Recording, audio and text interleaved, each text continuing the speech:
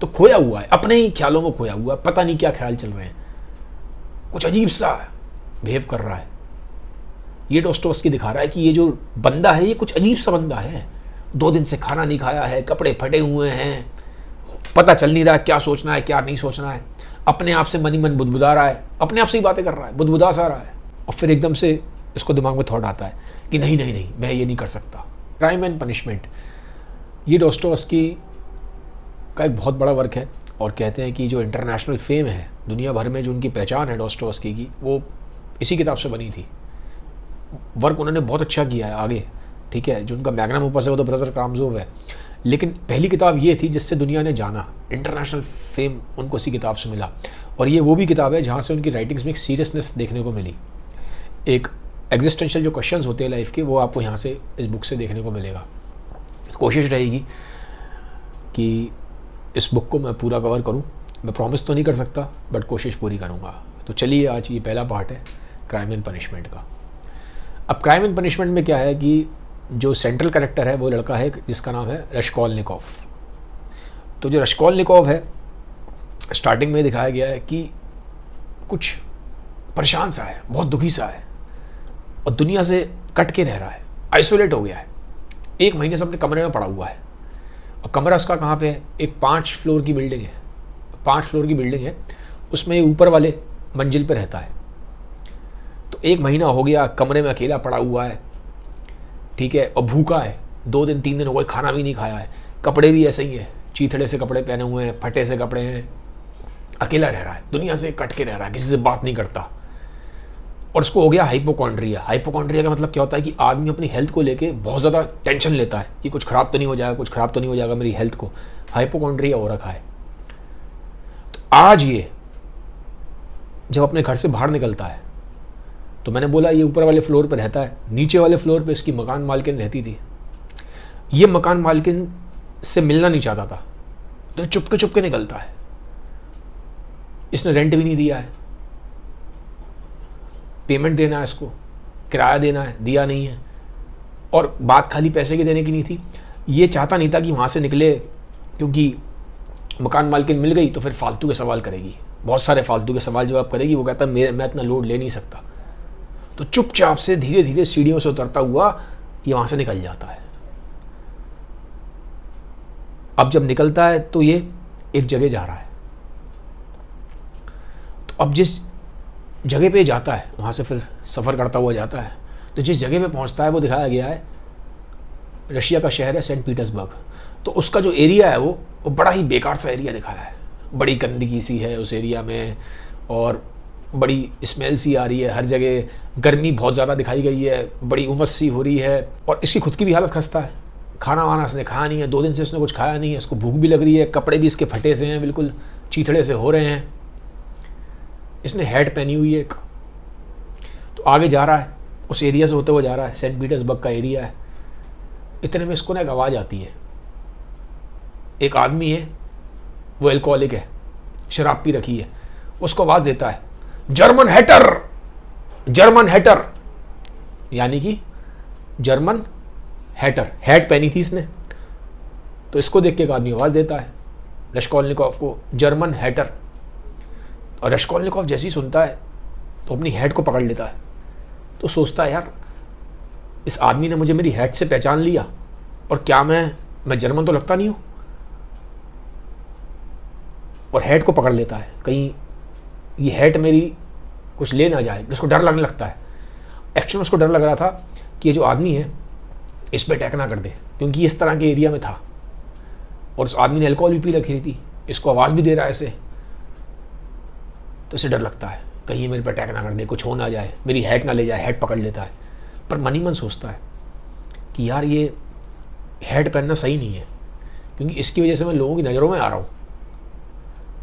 और वो कहता है कि अब जब मुझे काम करने जा रहा हूँ तो मुझे तो बहुत सावधान रहना है। लोग अगर मुझे ऐसे पहचानने लगे मेरी हैट की वजह से, उसने तो इतनी दूर से पहचान लिया उस आदमी ने, और वो आदमी तो पूरे होशोहवास में भी नहीं है, उस आदमी ने अल्कोहल पी रखी है। तो जब वो मुझे पहचान सकता है तो कोई भी नॉर्मल आदमी तो मुझे पहचान लेगा। तो मुझे अपना ध्यान रखना है, क्योंकि मैं जो काम करने जा रहा हूँ ये बड़ा ही खतरनाक काम है, किसी ने भी अगर मुझे पहचान लिया तो गड़बड़ हो जाएगी।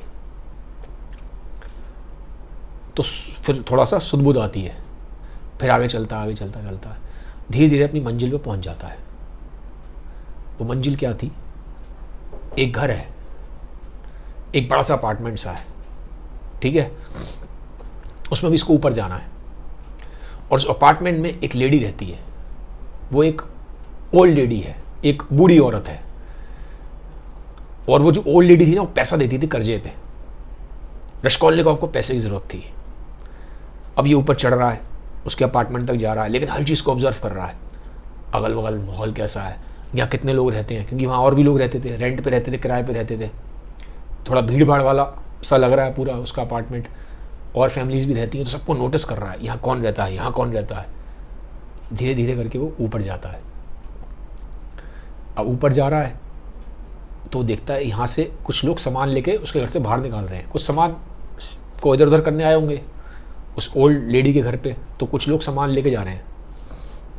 ये पीछे वाले रास्ते से जाता है। रश्कोलनिकोव पीछे वाले रास्ते से गया है ताकि इसे कोई देख ना पाए, और वहाँ उस रास्ते में अंधेरा होता है, और मन ही मन सोचता है कि मुझे इसी रास्ते से आना है, क्योंकि इस रास्ते में अंधेरा है, यहाँ कोई मुझे पहचान नहीं पाएगा। वो पीछे वाले रास्ते से जाता है, ऊपर पहुँचता है।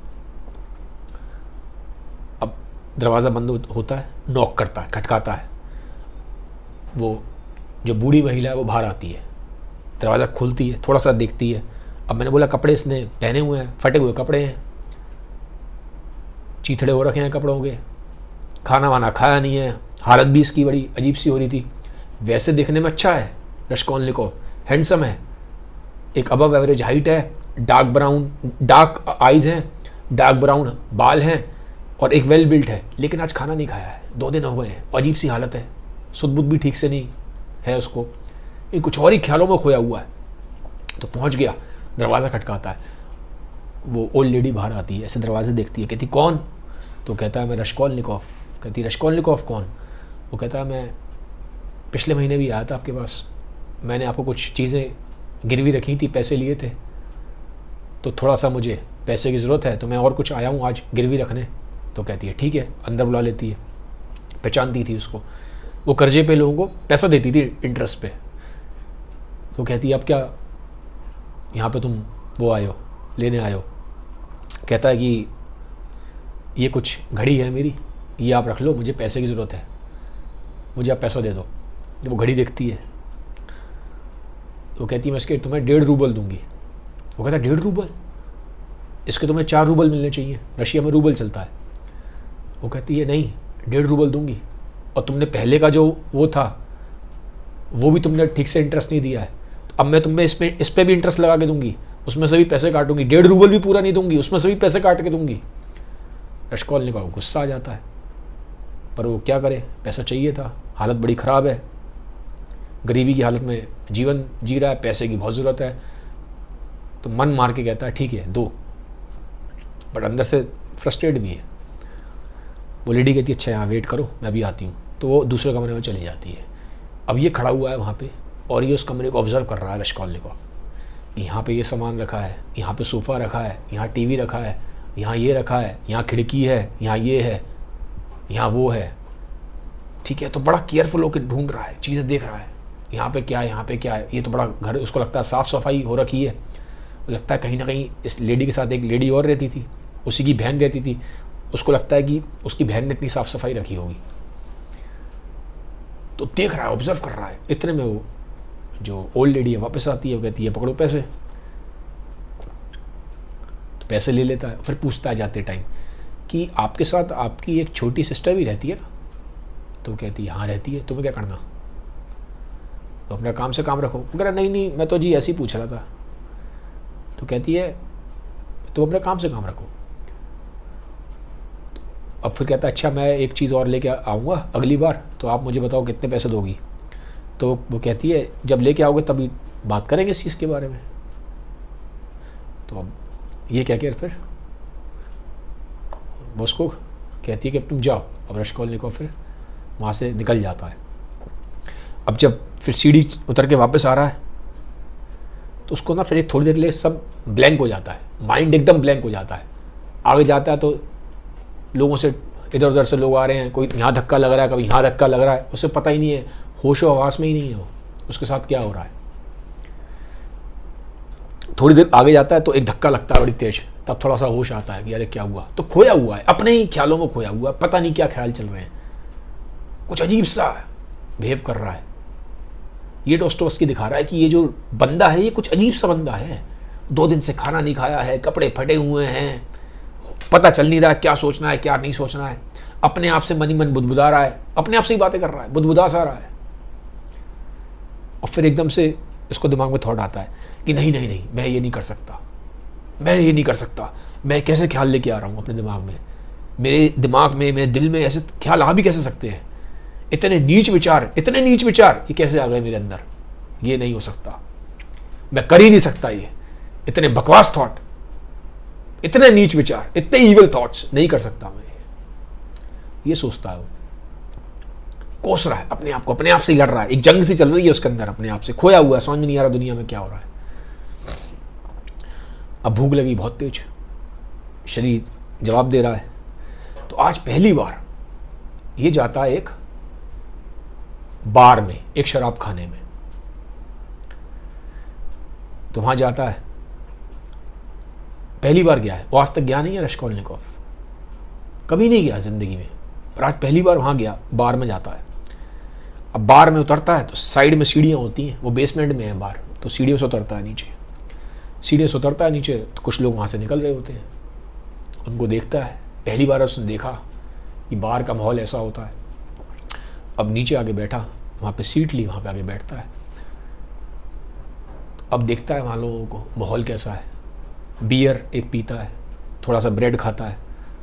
तब जैसे ही अल्कोहल अंदर जाती है तो फिर थोड़ा सा कॉन्फिडेंस आ जाता है और कहता है अरे सब बेकार की बातें हैं, सब बेकार की बातें हैं, सब मन के वहम है, जो होगा देख लेंगे, अपने आप से ही बात कर रहा है।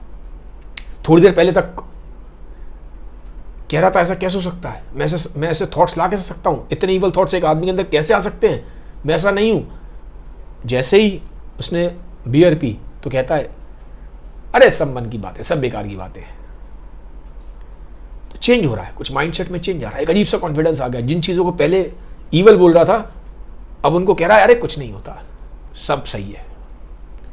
चेंज, एकदम से माइंडसेट चेंज हुआ। एक कॉन्फ्लिक्ट है, कभी कोई चीज़ ठीक है, कभी कोई चीज़ गलत है, अंदर जंग चल रही है। अल्कोहल पी ली, ब्रेड खा ली, ऐसा महसूस होता है कि थोड़ी सी ताकत आ गई, ऐसा महसूस होता है।